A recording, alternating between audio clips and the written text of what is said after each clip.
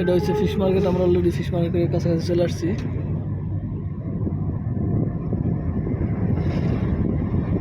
এটা আগে ওই ছিল, গোল্ড শোকের ওইখানে ছিল, ওইখান থেকে ট্রান্সফার করে এখানে আছে। এটা ওয়াটার ফ্রন্ট মার্কেট। পাশে মনে হয় সাগর আছে।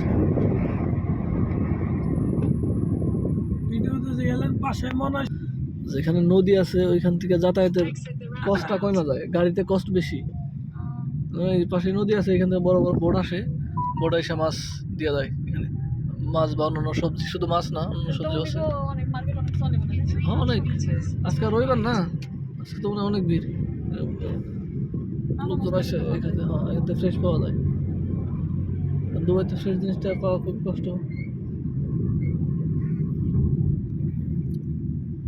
এটা পার্কিং পুরোটাই ফ্রি। আমি অনেক আগে একবার আইছিলাম ঈদের মধ্যে, মোশাগো ক্যাম্পে গেছিলাম একবার ঈদ করবো তখন।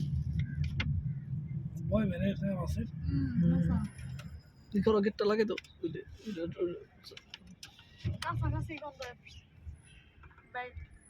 এখানে পার্কিং ফ্রি। পার্কিং এর, হ্যাঁ পার্কিং এর নিচে যাইতেছি। টানেলটা গেছি, তাও ভাবে পানি নিচে রাস্তা চিনে না, বুঝবো কেন ওই দিন আইসি না, ব্রিজের উপর দেখছি অমরতে। এখানে পুরোটাই পার্কিং ফ্রি, অনেক গাড়ি পার্কিং আছে। লিফটের কাছে কোনটা দেন? পার্কিং করলে হলো, লিফটের কাছে পার্কিং খালি পাওয়া যায় না।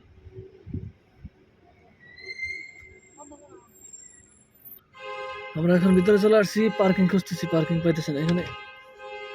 পার্কিং পাওয়াটাই কষ্ট। ক্লিন করার দরকার নাই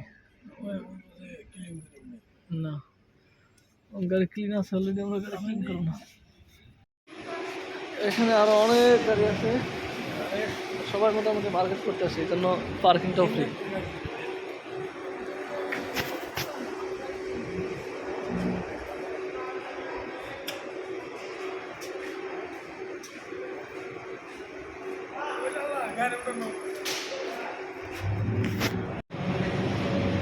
কোন দিক দিয়ে গাড়ি, কোন জায়গায় পার্কিং খেলা আছে?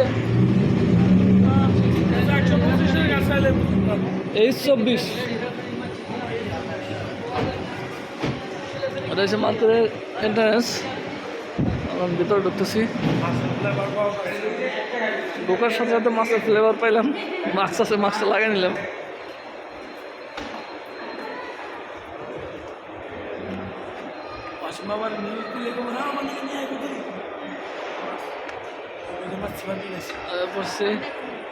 ওই আমরা টলি নিলাম না, টলি নিস না কে?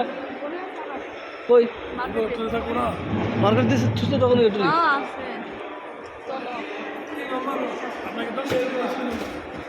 যেটাই কিনি পার্কিং খুঁজতে খুঁজতে অবশেষে পার্কিং পেয়ে গেছি।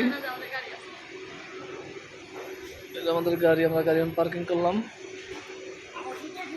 তোর তো পিছনে তুই চল।